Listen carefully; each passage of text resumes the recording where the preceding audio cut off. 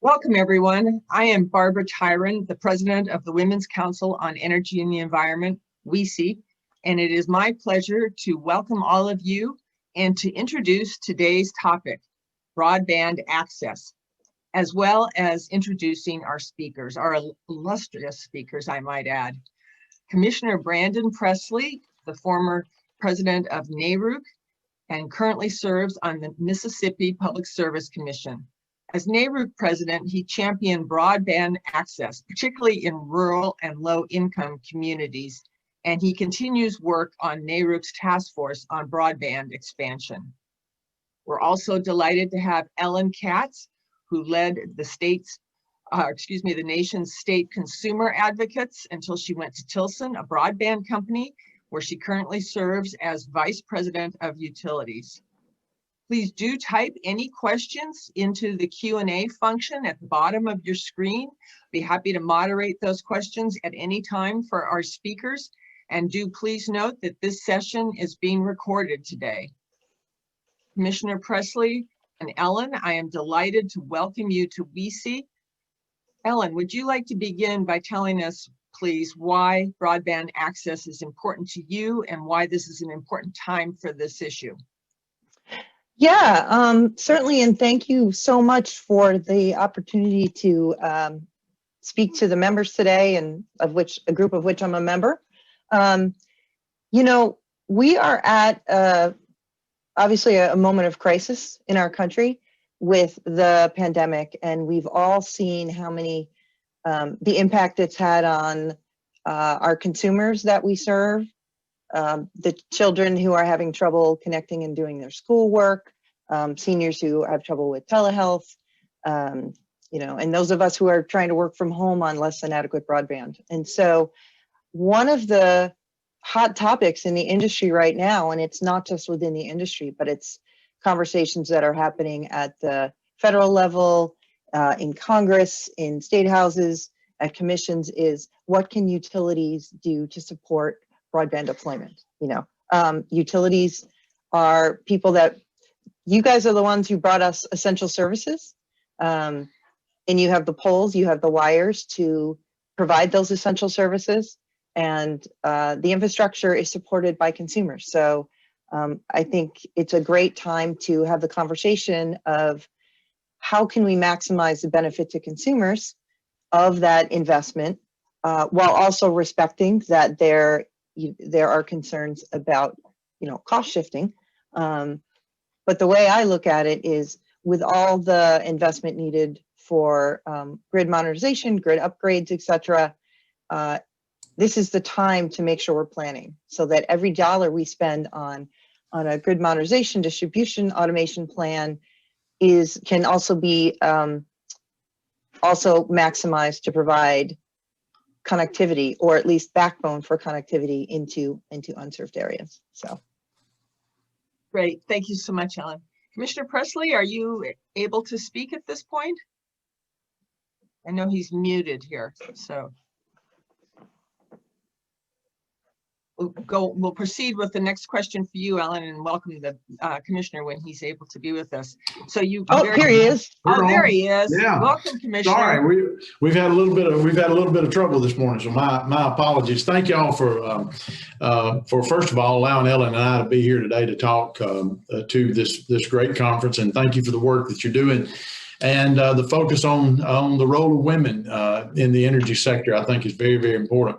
You know, we've seen through this pandemic really a glimpse into the future of where America's going and what the needs of our people in this country are, and really what the exposures of the biggest gaps in service that have been out there. You know, we were asked in almost somewhat of a moment's notice to flip the switch, really, to go from a world in which we went to the office to then we went to a Zoom meeting, from where we went from going to the doctor's office at a rural health clinic to needing to do that through telehealth and telemedicine. And I think that we have, the jury's returned a verdict. We're at a point in America where we have to face up to the fact that our communities, not just those rural, remote communities. Elin reminds me that there are a lot of places that are populated that still don't have a good broadband connection and are living with subpar type of technology. In my opinion, and I've been working the last 2 days in the Mississippi legislature on legislation that would allow our electric utilities to parlay or to leverage investments that are already going to be made. The dollars are already approved. They're already going out. The question is whether or not we're going to make those investments with our heads stuck in the sand and only do grid modernization in the sense of the electric side, knowing that fiber is going to be built, or are we going to leverage that for other benefits for customers, not only on downward pressure on rates because there will be income coming in off of those projects, but also for broadband expansion. We have got to engage the electric utility industry. I know EEI is already working on it, and Elin and I have been working with our friends at NASUCA to kind of get our arms around some of the policy nationwide. But this is an area in which we have got to have a Franklin Roosevelt New Deal approach in the new administration on a laser focus that we are connecting every home in America, and the idea that that's going to be done without the work and the help of electric utilities is just crazy. There is going to be a role for our utility industry and for those who are in leadership positions to be involved. Why on earth would we throw good money after bad? Why would we advocate policies where we all know that the grid is moving to not only smart grid technology, but modernization that we can't even dream today? But the backbone of all of that is going to be fiber. And once that asset is deployed, once that asset is built, and ratepayers are going to be paying for it in many places, shouldn't we try to get a revenue stream that both helps put downward pressure on rates and also leverages that fiber once it's in those communities for a third party to provide broadband? I think this is a chance for the Biden administration and all of those public policymakers in Congress and at federal agencies to get behind an approach that engages the utility industry, engages consumer advocates, and we look at the holistic needs of Americans and realize that, we don't want to throw good money after bad. Let's get the best benefit for the ratepayers, the best benefit for the public interest, and get broadband expanded as we are modernizing the electric grid. I'm so tired of hearing people talk to me about supporting demand side management or energy efficiency at home, but yet they're against broadband expansion to give those people the tools to have the home of the future. So that's our challenge, and I think we're getting some good headway, and I appreciate the chance to be here today. And we appreciate you being with us, Commissioner. And I want to say congratulations to you on your recent appointment to the Federal State Joint Board on Universal Service. That's a wonderful honor and very well deserved. As you're talking now about our federal and state cooperation around broadband access and your aspirations for that, can you talk a little bit about the goals of that board and how you see that advancing? Sure. So the Federal State Joint Board, has been long referenced in both the FCC rules and in the federal law as a collaboration between the FCC and state commissioners and consumer advocates, looking at the Universal Service Fund, which produces billions of dollars a year that all of us pay when we pay our cell phone bill or our home phone bill or whatever. Those dollars come in, and then the Federal State Joint Board provides advice and oversight and works with the FCC on all of the mechanisms and all the logistics of how those dollars are spent. One of the things that grew out of the USF fund this year was the Rural Digital Opportunity Fund, which allocates some of these dollars on an annual basis for broadband connectivity. And so I think that's going to be a good place as we see a new administration come in next week and a new FCC, that we find a way for state voices, consumer voices to be heard. And another place that we work together as regulators. In my state, Barbara, we regulate water, sewer, telephones, telemarketing, electricity, natural gas. But even on a broader sense of a federal scale, there is becoming a ever rapidly approaching intersection between the electric utility industry and the telecom industry. Those type of synergies are happening. And so I think this is a place where states can have a good voice working with the FCC, working with FERC. I had a good conversation with then Chairman Chatterjee. Neil Chatterjee has become a good friend of mine at FERC about how that intersection is approaching and how we can work together. So I think that's going to be a good spot that we introduce some new ideas and some new thinking. Great, thank you.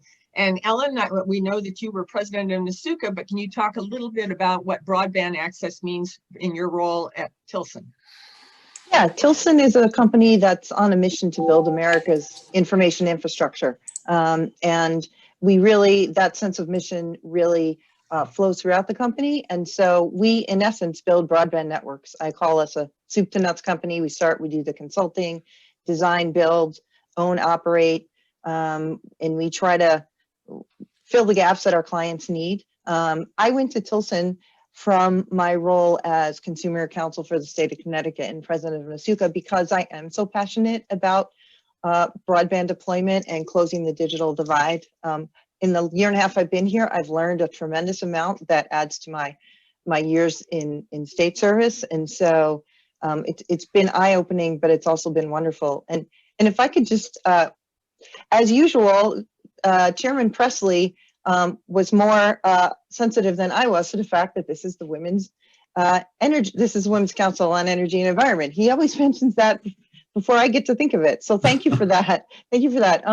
But I heard an amazing fact yesterday that makes it even more important that we have this group and we think about how we're supporting each other, which is CNN said US employers cut 140,000 jobs in December. And women accounted for all of the losses. They lost 156,000 jobs while men gained 16,000.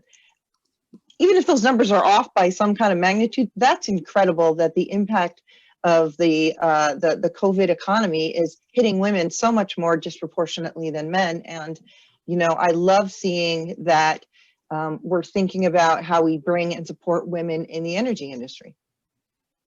Thank you. Thank you. Those are very provocative statistics you're raising. And that leads me to my next question for both of you. I'll start with you, Elin. The $3.2 billion Emergency Broadband Connections Act that was in the stimulus package provides $50 a month benefit to households of those laid off during this recent crisis. Based on your experience with underserved communities and your work at Tilson, how significant is that support? Oh, I think it's incredibly important. And I would say that's what I would call a great start. This is a short-term benefit. I think it's for 2 years. They're basically upping the available benefit. And so it is a great start. It's incredibly important for all those families who are facing economic hardship. Even if they are employed, a lot of people are facing economic hardship. But I think it's also important to think about, all right, what does $50 buy you? Are you in an area where $50 can get you something better than like a DSL level? In a lot of places, the tiers are like, you know, a super low rate that gives you pretty low service, and then you jump up to like $75 or $100 a month. And so I think we have to look at that in context. Again, it's a great thing. I'm so happy to see it. But remember, it's going to end. And in the meantime, we have to make sure it's providing meaningful value and that we are setting ourselves up for success in that market once this benefit expires in 2 years. Great, thank you so much. Commissioner Presley, any thoughts you have around $50 a month support? And I know you're focused on the rural access and lower income communities. What are your thoughts, please? Well, let me give you a good example. You know, we say a lot of times, all broadband is not created equal.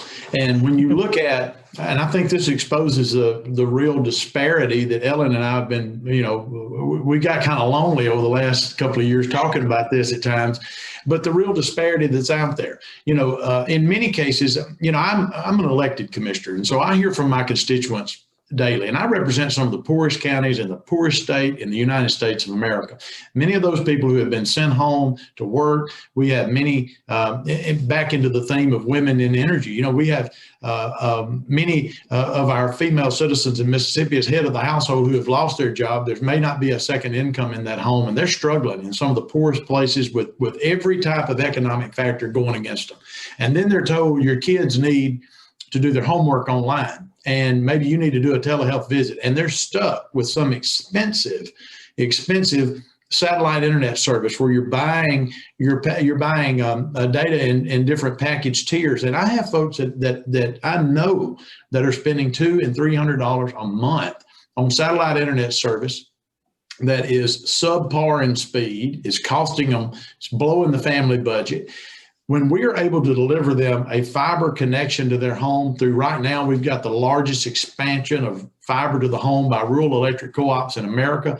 Barbara, the cost for the average consumer in Mississippi for unlimited, minimum speed of 100 megabits up, 100 megabits down, fiber to the home is $55 a month. If they qualify for the $50 COVID relief on broadband cost, then you're looking at they're out $5 a month.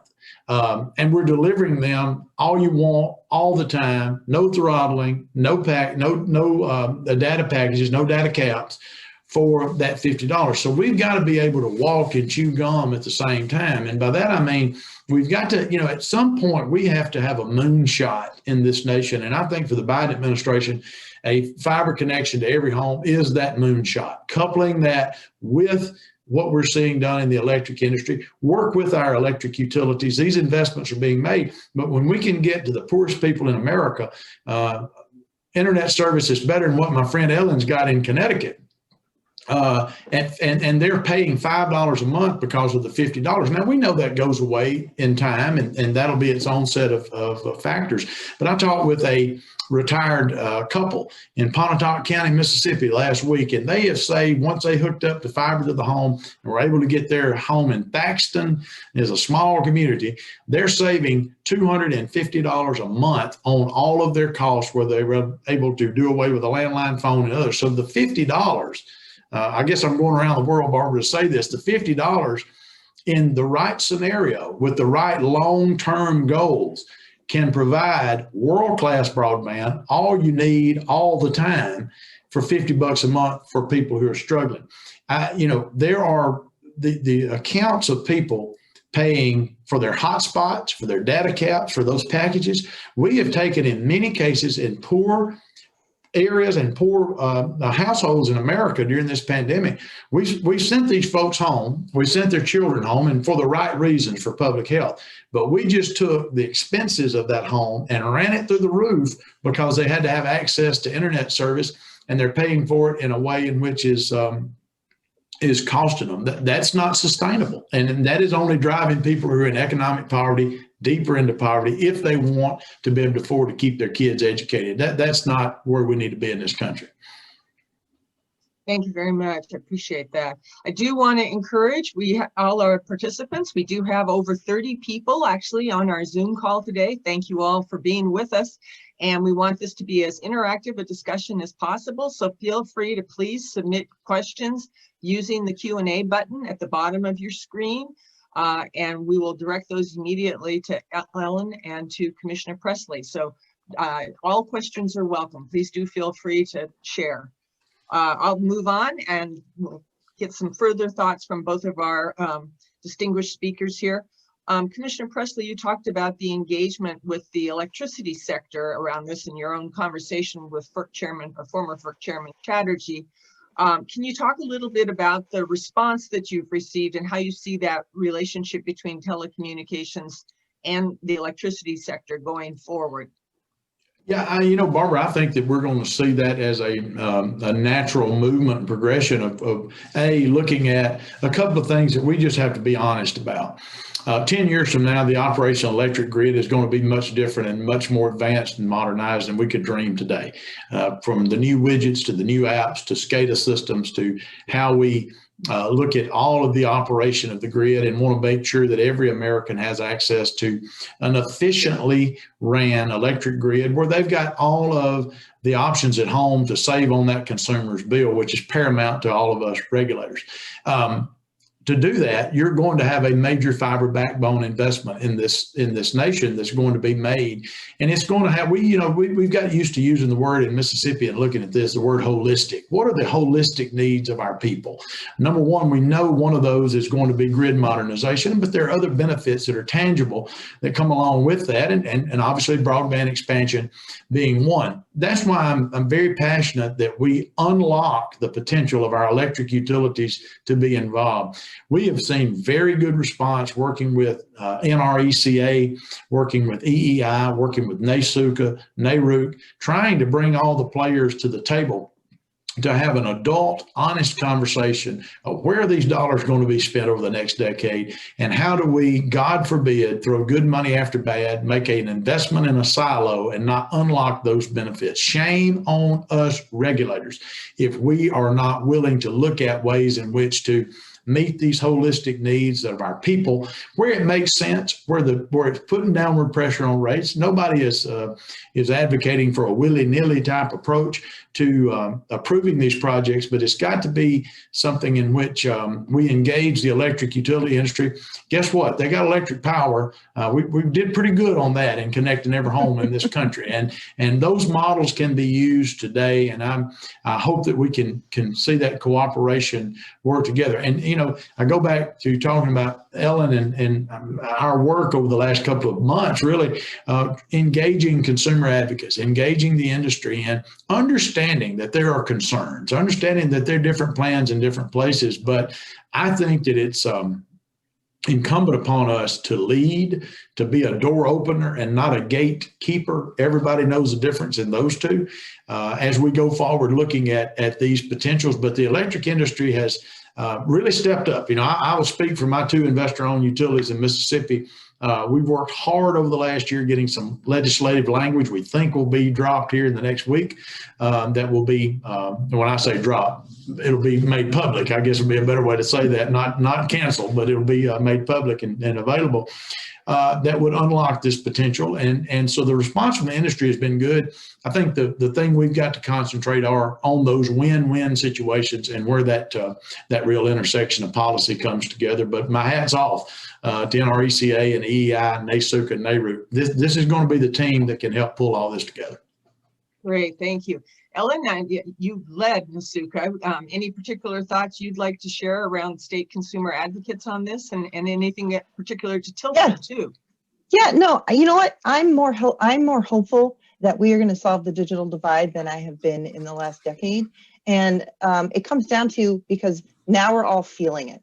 Now we're all feeling it and experiencing it and seeing what it means, not just for somebody in a different part of the country, but for yourself. Even if you're at home, working from home in a suburb that has, some kind of decent service, a lot of us are finding, to the chairman's point, even if we have something, a lot of times it's not enough. But I believe, I'm actually, not to sound too corny, but I believe in America, and I believe you know how to solve problems, and I think we're going to solve this problem.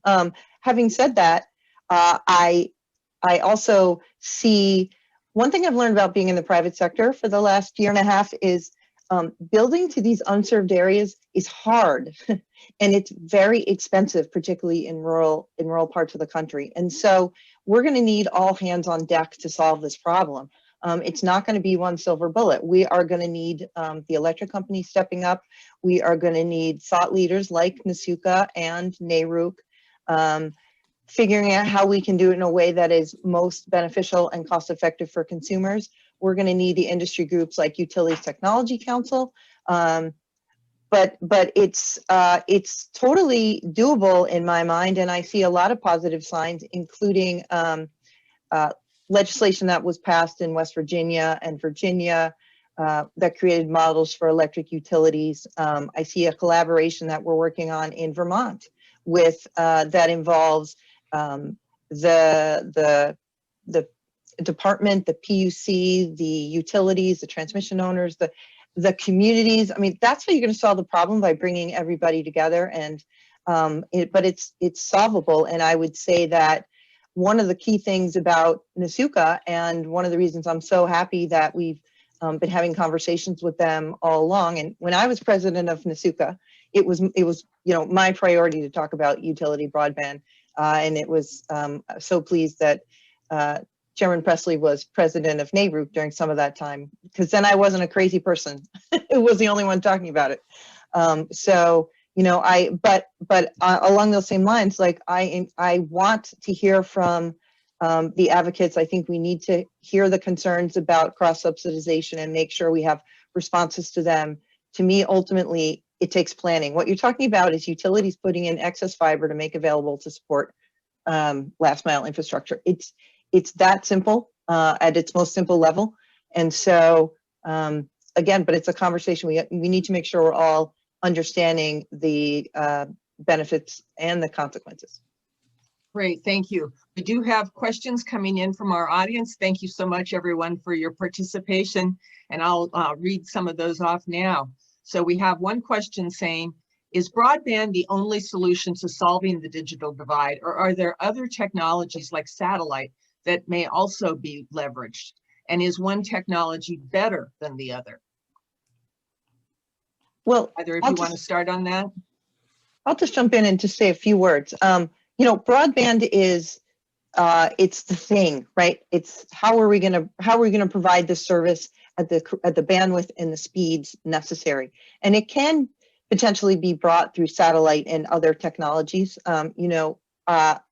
There's fixed wireless, there's obviously 5G, and we're going to need, again, all those technologies out to, if we're going to serve both. There's a big urban digital divide, and that's not a question of there not being enough fiber around. That's a question of how do we get it into what tend to be the low income neighborhoods? How do we get service in there if it's a half a block away without having to dig up a cement street that's going to cost you $1 million a mile? Like, we got to find a better way on that. So, but I would just say we need to be honest about the limits of the technology. I ran into a consumer from Missouri who had a satellite link that was paid for by the FCC. And he was furious, frankly, because he said, I cannot run my business. I cannot communicate from my home. And the FCC says I'm all set. He's like, I'm not all set. I need something better. We're looking at this there are new satellite technologies coming on the market. There's SpaceX, and I think we're all hopeful, but it remains to be seen. And we need to be rigorous about our requiring proof of technology. Thank you. Commissioner? Yeah, so, I agree with what Elin said. I mean, there's a place for these technologies out there. I don't want to disparage that, but I want to be, I guess, a little bit brutal in my assessment, having spent, 3 years on the dirt and dusty roads of rural Mississippi trying to work out what would be best beneficial for our people. A couple of things. Fixed wireless, is an option, is out there. One of the problems you have with that, just from a technological standpoint, is topography, trees, leaves, what's obstructing, line of sight, those sort of things. So I agree with that. And there's some niches where these things may work. Satellite, I'll just be candid with you. Our experience talking to consumers has been just what Elin said. It's awful. I don't know how else to put it. It's been awful. In my opinion, and this is just speaking for myself here, if we're looking to set the gold standard in this country, it is going to be fiber to the home. It's the speed of light. It is the gold standard that has the opportunity to scale up in a manner in which is unbelievable. When you look at 5G, when I was out working to pass legislation a couple of years ago to get this started in Mississippi, one of the things that we heard from many providers who've had a decade or more to deploy this technology to rural areas and chose not to was there's no sense in doing a fiber to the home project because we're going to deploy 5G. Well, guess what the backbone of 5G is? It's fiber. Now, that sounds great in an effort to try to, with carriers use it to try to stymie or stop fiber deployment. But the fact is 5G is going to work wonderful if you're at the Tennessee Titans game in Nashville, Tennessee, in a concentrated area where you're wanting to live stream a video. How long is that going to be before it gets to the rural communities in Pennsylvania or Mississippi or Arkansas or California. It requires fiber, it requires line of sight, it requires towers. Now there's some movement being made in that, but at the end of the day, the block and tackling of broadband service and the premier gold standard is going to be fiber. It's what everything else operates off of. One of the big concerns of mine in satellite and looking at SpaceX, for instance, we're in the middle right now of looking at the eligible telecommunications carrier status. Ellen knows what all that means, for the RDOF funds. And if SpaceX won some spaces, some areas, geographic areas here in Mississippi, but their business model from public reports showed that to get their service, you would have to pay a $500 upfront fee for a starter kit to be able to receive the signal home. Well, let me tell you something. The folks I represent can't pay $500 upfront to then get broadband that's going to cost them $100 a month. That's a non-starter. And so how do you work through that? I am not anti-satellite technology, and maybe SpaceX is, one of the partners that can work through, but so much of that is yet to be seen. What we've got to ask ourselves in this country is, how long are we willing to wait? How long are we willing to hope on a wing and a prayer that there will be some universal solution that we didn't think about? What if we'd have taken that approach in the 1930s with electricity? What if we'd have said, you know what, there's no really need to get power to people's houses because, either A, they still got candles, so they don't need it. That's some people's attitude on broadband. Or there'll be some technology that comes in and deals with it. To quote former Secretary of Defense Don Rumsfeld, there are known knowns. There are things we know. And we know right now that fiber to the home connections are the gold standard. Other technologies almost universally operate off of that backbone. We know utilities are deploying these fiber rings and fiber backbones for their grid operations. That's where we got to get to work on it. And I go back to keep using the term moonshot. I really think that we have got to have a FDR, New Deal, rural electrification approach to rural broadband and rural connections and to areas that lack a sufficient speed. We got to plant our pole in this country as to what we believe Americans are going to need to function in the modern world and get about getting that delivered. So far, it's been a very much a patchwork type of approach from Congress. I'm not throwing off on any political party or anybody in any chamber, but that has been what we've seen. And so I think we've got an opportunity. Thank you. Thank you very much, both of you. Another question that came in, actually is a nice segue to what you're both talking about, is one challenge in the federal government is the silos. How can we bring FERC together with the FCC, bring them to the table as well? What role could NARUC play in getting commissioners from both agencies together? Commissioner Presley, this may go to your recent appointment. Any thoughts around this?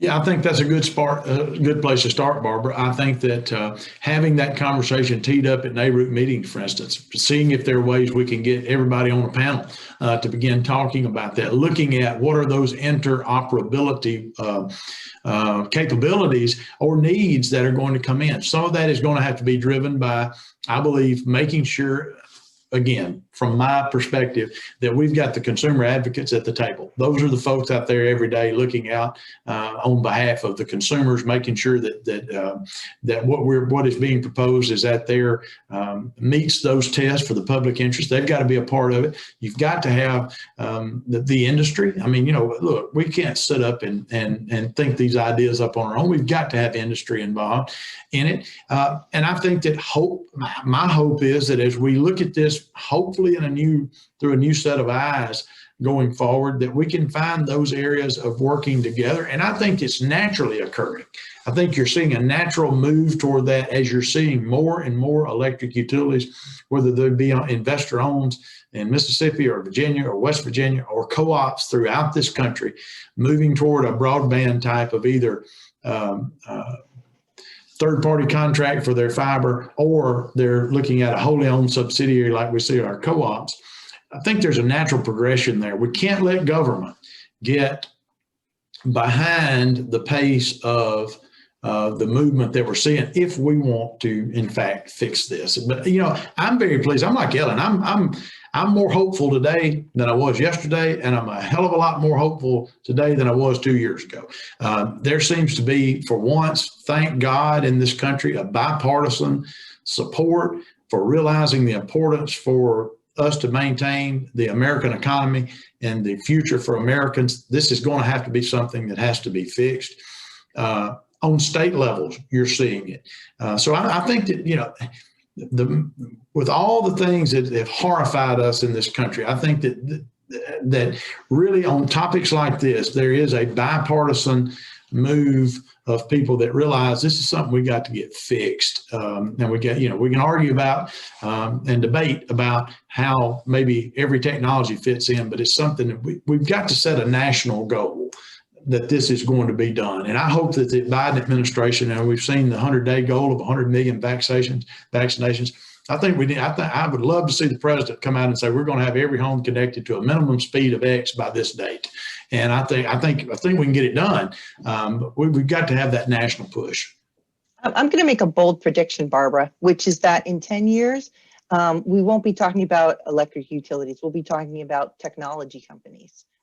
Because there's going to be a convergence, and the thing that I want those of us in the utility sector to think about is the utility sector is actually incredibly powerful. You know, some of the biggest, most well-capitalized companies in our country, and if we as a sector demand that the FCC and the FERC work together, you know, we expect it.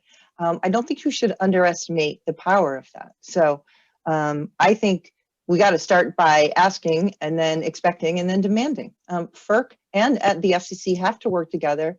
That is a message I've been saying for years, as I know Chairman Presley has as well. So, but now it's starting to happen. And I think I'm very hopeful that with a new incoming administration, that this is being put right at the top of the agenda, and we'll see movement.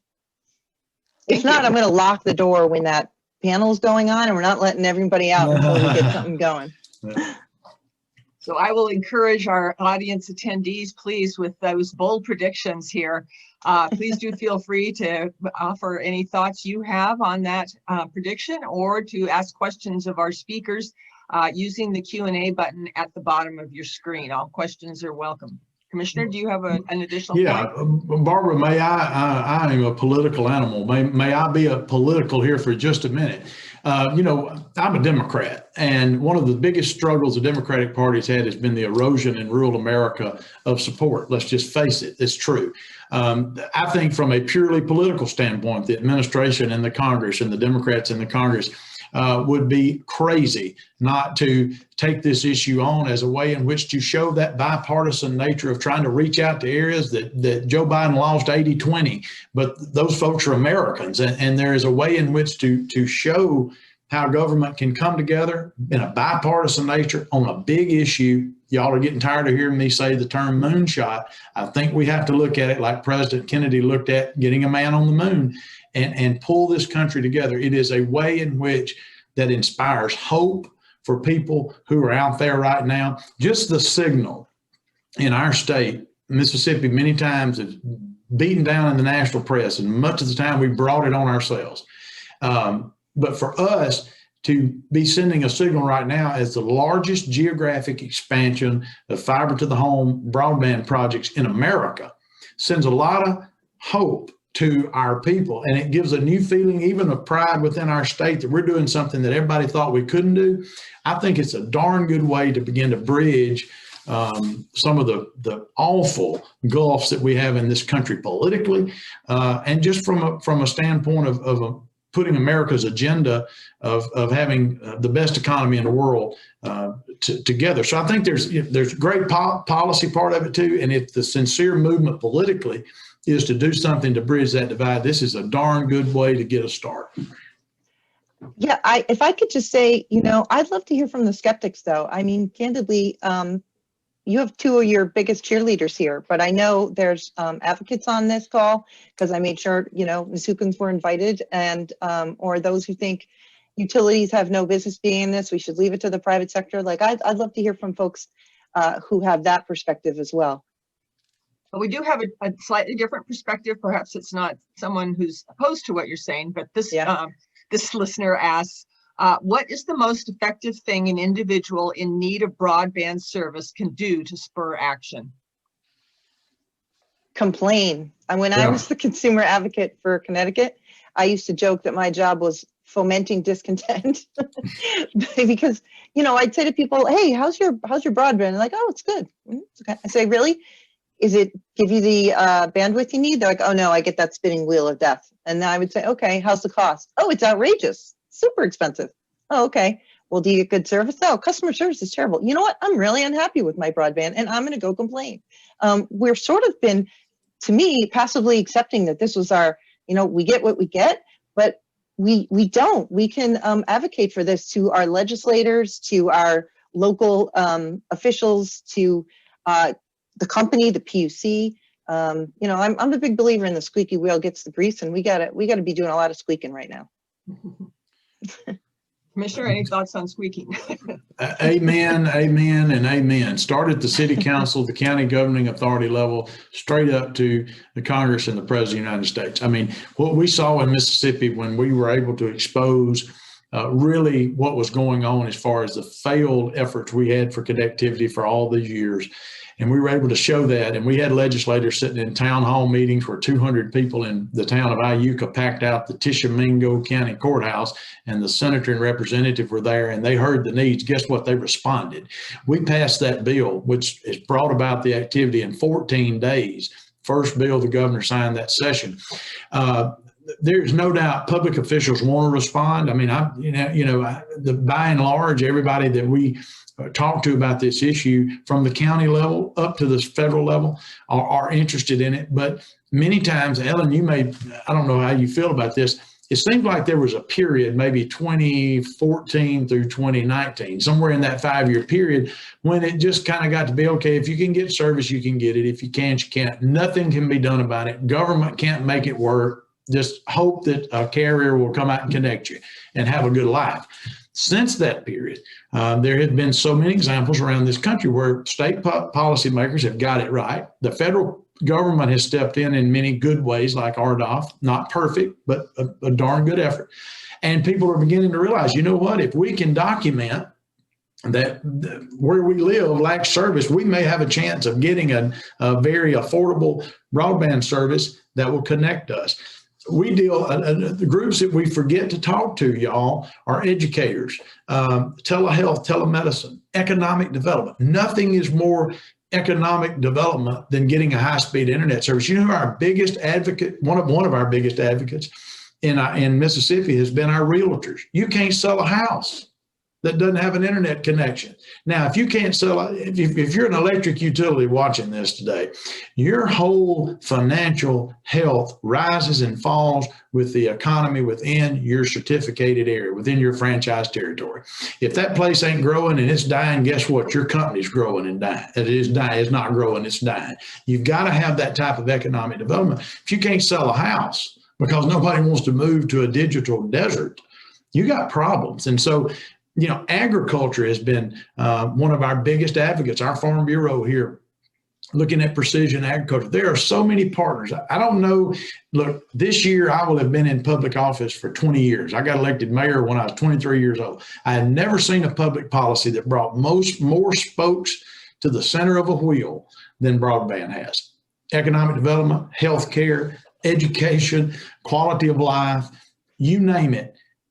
We're in 2021. In 2031, we're going to say, how in the world did we ever debate that we had a need for this? The same way today, none of us would even spend 2 seconds arguing about whether or not we needed to have electricity at a home. That's where I agree with Ellen. We're going to be talking about technology companies, and it's going to be whether or not we're on the cusp as America, whether or not we're going to be on the cusp of that technological shift in the whole industry. Thank you. Ellen, any thoughts you want to add to that? You know, they say all politics is local. I say all broadband is local. If you want to know who doesn't have access to broadband, ask the mayor. He can tell you who or she who's complaining. You want to know what students aren't connected? Ask the superintendent or the teachers. You want to know who's struggling, what seniors are struggling with telehealth? Talk to the doctors, talk to the medical associations, and bring in the businesses, the Rotary Club, local Rotary Club.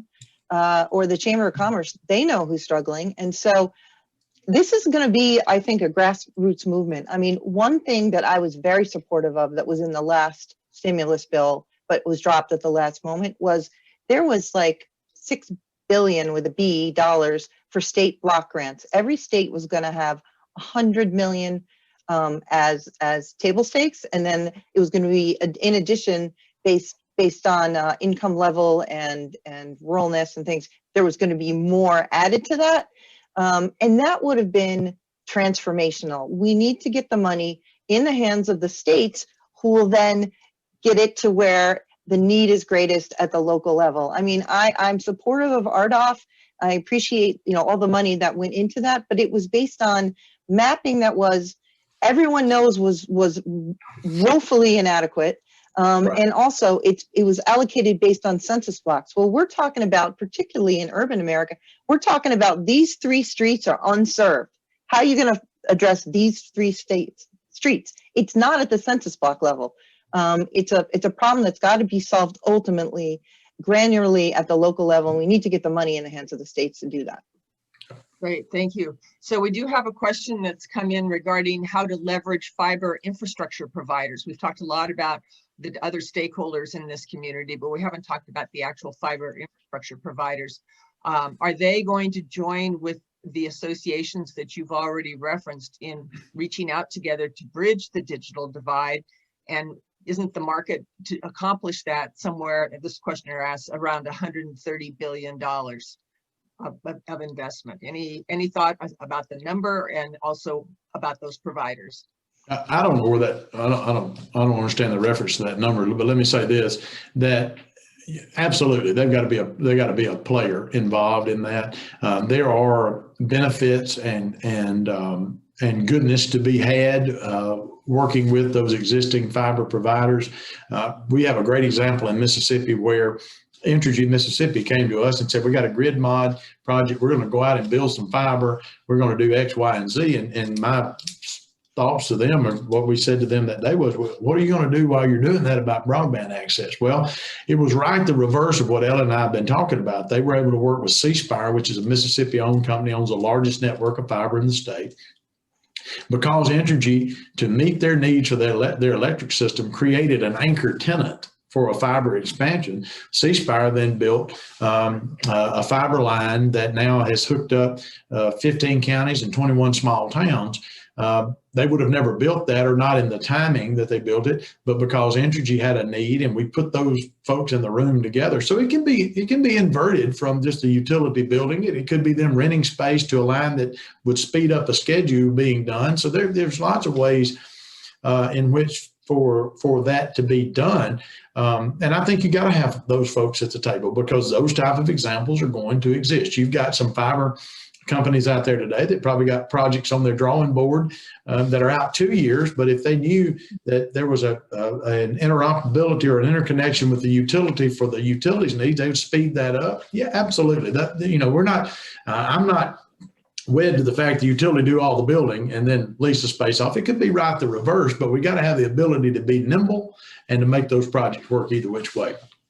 Yeah, and I would just say Tilson, the company that I work for, is, in my definition, a fiber provider. We build it, but we also own and operate it. We are now, in fact, we are an internet service provider in New Hampshire and Vermont right now. So I would say we're an upstart, right? But we're very much at the table. I'm part of WCEE because we believe that this is a conversation that needs to involve all the parties here. And that's the reason I'm involved with UTC and NARUC and NASUCA.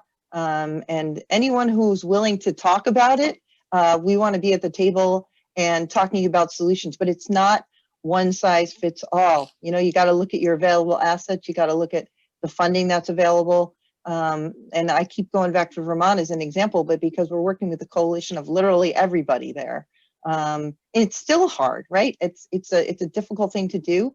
But if we decide we're going to do it and we get all the stakeholders, we need to make it so that it's a positive for everyone involved, including existing providers, if we're going to be successful. Good, thank you. And you've both referenced the bipartisan nature of this. One of the shared priorities with the current administration as well as the new incoming administration is infrastructure. And there is definitely bipartisan support, bicameral as in House and Senate support for infrastructure. As we begin the 117th Congress and with all of your outreach efforts, can you predict at all where you think infrastructure will be, and particularly if there is another stimulus package in the 117th Congress? I think it's all going to come down to whether people believe what they say and carry those views to Congress and do something about it. I mean, there is a coalition of the willing that are out there to put this together and to be smart about it. I think that, again, just from a purely political standpoint, I think it's so bipartisan in nature. You know, you've got Roger Wicker, who's chairman of the Commerce Committee, lives in the county I'm sitting in right now. Congressman Jim Clyburn, who we've had a great working relationship with, and his daughter, Mignon Clyburn, was on the FCC and was a South Carolina Public Service Commissioner. When I got elected to the FCC, she is on the Biden transition team regarding FCC matters. Yeah, I think that this is a place where we've got to get serious about it, and I don't think that anybody should be, you know, as we're advocating for grid modernization and grid security, we got to be talking about broadband access and vice versa. And I agree with Ellen. You know, it's not going to be a one size fits all type of approach, but there are benefits to be had if we're willing to do that. The only pushback, and I guess the only the thing that I see as we go about our work in Mississippi and what we're trying to do around the nation is that, you know, there are interests that are interested in seeing the status quo and not seeing this type of growth. And I think that what we found is once that public policymakers are educated on really the benefits and the real examples, that seems to, you know, the good triumphs in that for the public good. I hope the Congress, and I'm a broken record here, I hope that the Biden administration really takes this as a goal and set some date. You know, what's the old saying? Something's an opinion till you put numbers with it, and then it becomes a fact. Well, we need to put some numbers by when we want to get every home in America connected to a world-class broadband connection. Let's say what that is. Let's determine what that speed is going to be, and let's get about doing it. I think if that type of effort, if people will come to the table of goodwill, it can get done, because Ellen is best in the country. She knows I mean, there are examples all over this nation where folks have not had to be prodded by Congress. They're doing it out of care for their communities. This is happening. It's a matter of whether or not we marshal that organic movement together and get it done for the country. Yeah, I'm going to cite Stein's law. Stein's law is that a trend that is unsustainable shall cease, which seems kind of obvious, but this is not sustainable. It is not sustainable for the US to have millions of people who are unconnected and then millions more who are underserved. We have to not just address the problem today, but we have to position ourselves. We're going to demand more and more out of our broadband network. So we have to make sure we're investing in technology that is scalable, that is sustainable, and that's what we call future-proof. You know, it's kind of a joke to say something's future-proof, but we do know that fiber has the greatest capacity for expansion. So again, I'm hopeful because we have to solve this problem. And I can tell you, like, who I can name the allies in the federal government, in the Congress, in the Senate, and the legislature. Unfortunately, you know, the really outspoken proponents, it's a handful. But it's more than one or two, which is what it was a couple of years ago. And I think by the time this is all over, we're going to see a majority of our federal legislators embracing the idea. They're going to have to have it. And look, I'm a politician. I'm elected, so trust me. I have to be able to answer the folks at the grocery store parking lot when they got a problem. Congress is going to have a concise answer to this problem. It's that simple. Tip O'Neill said all politics is local. When those congressmen and senators, this is an issue their constituents want fixed. And I think the mindset of the average American is, if they're not already connected to a world-class connection, is who in the world thinks that this is something we can just drag around on? I mean, who thinks this is not a both national security and economic security issue? Of course it is. The people are way ahead of federal policy on understanding the needs. When we created our citizen task forces to get our legislation passed in Mississippi, we had 1,330 people sign up to call legislators to show up at town halls and community centers. And y'all, the average age of the people there were senior citizens. It wasn't the geek squad from Best Buy showing up. It wasn't the gamers. They're important. We want them to have access. The people showing up were grandparents saying, you know, I may not know everything about the internet, but I also realize I'm disadvantaged in my community because I can't have internet service. What are you going to do to fix it? I think that's going to be the type of a dialogue you're going to hear politically. And here's my closing thought, if I could just give my closing thought, which is Josh Broder, who's Tilson CEO, says the pandemic has pushed the digitization of our economy and our world ahead 10 years, and we're not going back. Right? A lot of businesses are saying, I'm never having a giant office building in downtown, wherever. But our technology, our ability to support that digitization has not advanced 10 years. It's not even close. So we have to make it, it has to be a priority. And so therefore, again, that's why I'm hopeful. Good. Well, thank you both for your optimism and your hope and for sharing your perspectives here with WCEE today. We're very, very honored that we had the former presidents of both NARUC and NASUCA with us, extraordinarily distinguished speakers with fabulous backgrounds in the subject of broadband access. Thank you all for being part of WCEE's virtual executive exchange series today. We do have other WCEE events coming up later in January and February, and I hope you will continue to participate. And as always, a reminder, we are doing virtual programming for the foreseeable future. So please do feel free to register and join in. It has been complimentary to now, but of course, operating costs have not been complimentary. So all donations are most welcome at WCEE at WCEE.org. Thank you again, Commissioner Presley. Elin, we're just so thrilled that you were able to be here and share your perspectives on broadband access. Have a good afternoon, everyone, and please stay safe.